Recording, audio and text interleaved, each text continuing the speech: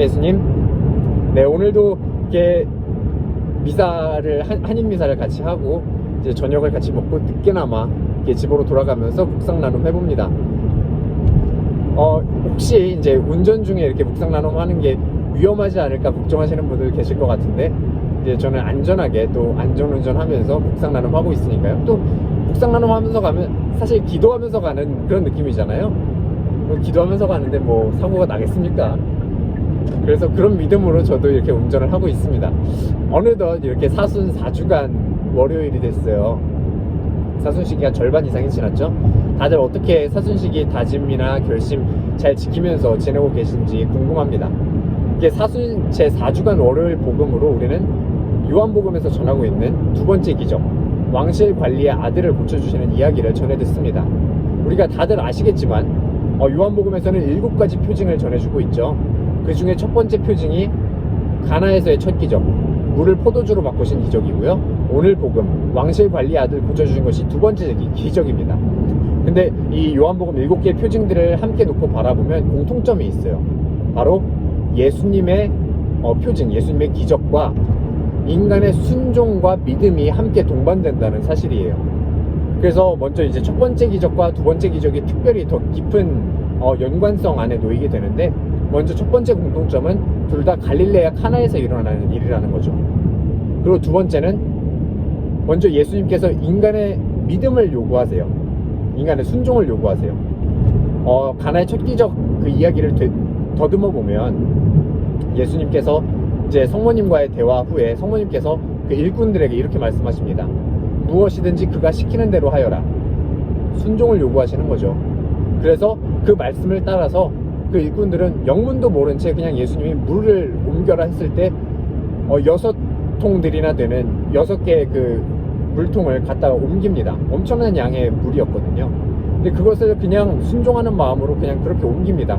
그리고 나서 예수님께서는 그를 바탕으로 해서 당신의 그 표징을 보여주시죠. 그리고 나서 복음서는 그렇게 전합니다. 제자들은 그제서야 그분을 믿게 되었다 라고 이야기를 해요. 바로 인간의 믿음이 따라오게 된다는 거죠.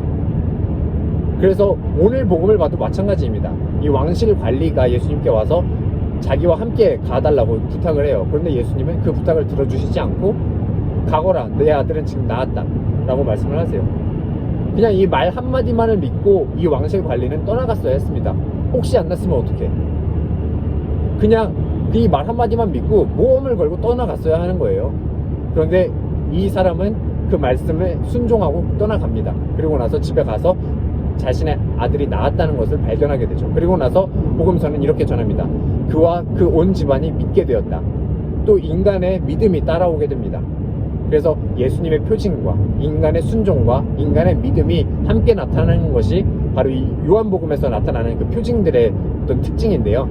이 첫 번째 기적과 두 번째 기적이 특별히 더 깊은 연관성 속에 놓이게 되는 것은 그 배경을 함께 바라보면 더 깊은 의미가 있을 것 같아요. 이 가나의 첫 기적 이야기는 인간이 가장 기쁜 순간을 나타내는 거죠. 바로 결혼, 혼인의 순간입니다. 그래서 인간이 가장 기쁜 그 순간에 예수님께서 그 자리에 함께 계시는 거죠. 그리고 나서 그 자리에서 인간의 순종과 인간의 믿음을 요구하시는 겁니다. 같은 방식으로 오늘 복음을 바라보면 아들의 죽음을 앞둔 상황이에요. 바로 인간의 죽음을 앞둔 가장 비참하고 가장 슬픈 순간을 묘사하는 겁니다. 그런데 그 순간에도 예수님께서는 그 자리에 계셔요. 그리고 우리에게 똑같이 믿음과 순종을 요구하시죠. 바로 이게 신앙의 아름다움이 아닐까, 신앙의 신비가 아닐까 하는 생각이 듭니다. 우리가 어떠한 상황에 놓여있든 예수님께서는 늘 우리와 그 자리에 함께 계신다는 것, 우리가 청할 수 있는 그 자리에 늘 우리와 함께 계신다는 것이죠. 그리고 그 늘 함께 똑같은 모습으로 우리와 함께 계시는 예수님께 우리는 늘 똑같은 순종을 보이고 똑같은 믿음을 보여야 한다는 그러한 메시지가 이 요한복음의 표징들 안에 담겨있는 것이 아닐까 묵상해봅니다. 그래서 내 지금 상황이 어떠한 상황이든 내가 지금 어떠한 길을 걸어가고 있든 예수님께서 나와 늘 그 자리에 함께 하신다는 것을 잊지 않고 내가 그분께 요청하기만 한다면, 그리고 내가 그분께 똑같은 순종과 똑같은 믿음을 보이기만 한다면 그분께서는 우리의 목소리를 저버리지 않으시지 않을까, 그렇게 또 생각을 해봅니다. 예수님께서 가장 기쁜 순간에도 당신의 표징을 보여주셨고, 가장 슬픈 순간에도 당신의 표징을 보여주셨던 것처럼 우리의 일상 안에서도 당신의 표징을 우리에게 보여주실 것입니다. 아멘.